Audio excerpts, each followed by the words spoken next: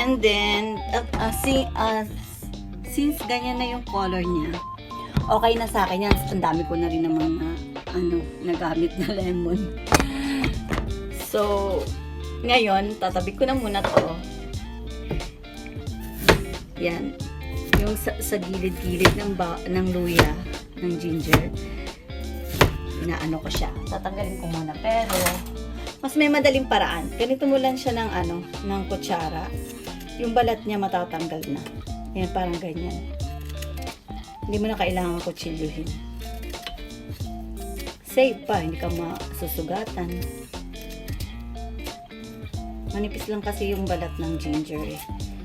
Tsaka hindi mo naman kailangan balatan siya ng makapal kasi sayang. Nandun yung anghang niya, yung makukuha natin sustansya at makakatulong sa katawan natin. Nandiyan rin naman sa balat niya.